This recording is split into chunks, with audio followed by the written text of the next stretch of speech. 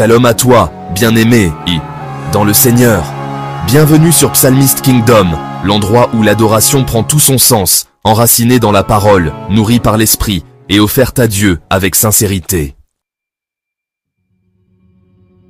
Aujourd'hui, je t'invite à redécouvrir la puissance des psaumes, non pas simplement comme des textes de méditation, mais comme des chants vivants, des prières chantées, des cris du cœur qui montent vers Dieu.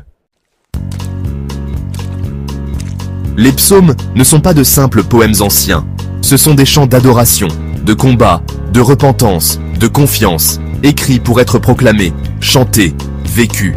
David, Asaph, les fils de Corée, tous ces adorateurs nous ont légué un trésor spirituel. Et ce trésor, c'est à travers notre voix, notre musique, notre cœur, qu'il reprend vie. Quand tu chantes un psaume, tu n'interprètes pas juste des paroles jolies ou touchantes. Tu déclares la vérité éternelle de Dieu. Tu joins ta voix à celle de milliers d'adorateurs à travers les siècles. Tu fais entrer ta vie dans le rythme du ciel. Prenons un exemple. Le psaume 23. L'Éternel est mon berger, je ne manquerai de rien. As-tu déjà essayé de le chanter dans un moment de doute ? C'est comme si la musique faisait couler cette promesse directement dans ton âme. Le chant rend la parole vivante. Et là, ce n'est plus seulement un verset.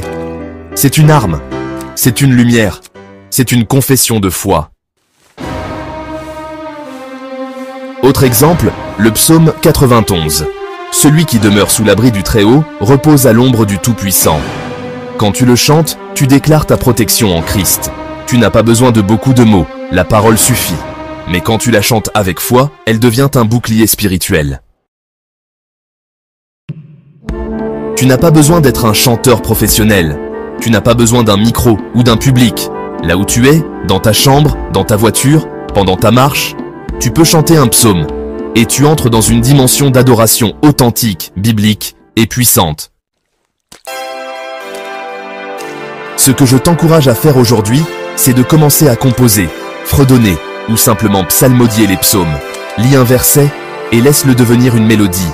Par exemple, « Mon âme bénit l'Éternel et n'oublie aucun de ses bienfaits ». Psaume 103. Tu peux simplement le répéter, y ajouter une note et laisser l'Esprit Saint guider le reste. C'est cela, la vraie louange inspirée. Tu veux aller plus loin ?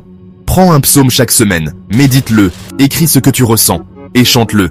Même si c'est maladroit, même si c'est simple, Dieu regarde le cœur, pas la technique. Chanter les psaumes, c'est aussi revenir au fondement. Dans l'Église primitive, c'était une pratique quotidienne. Paul le disait dans Éphésiens 5, 19, « Entretenez-vous par des psaumes, des hymnes et des cantiques spirituels. » C'est un commandement spirituel. C'est un carburant pour l'âme. Alors oui, aujourd'hui je veux te défier, te pousser à sortir de la routine. Ne laisse pas les psaumes dormir dans ta Bible. Fais-les vivre par ta voix. Fais-les danser avec ton esprit. Fais-les pleurer avec ton cœur. Et si tu veux, je peux te proposer bientôt une série de psaumes chantés, dans différents styles, a cappella, acoustique, gospel, méditatif. Dis-moi en commentaire si cela t'intéresse. Merci d'avoir pris ce temps avec moi. Si ce message t'a parlé, n'hésite pas à liker, partager et t'abonner à Psalmist Kingdom. On se retrouve très vite pour chanter la parole ensemble. Que Dieu te bénisse puissamment.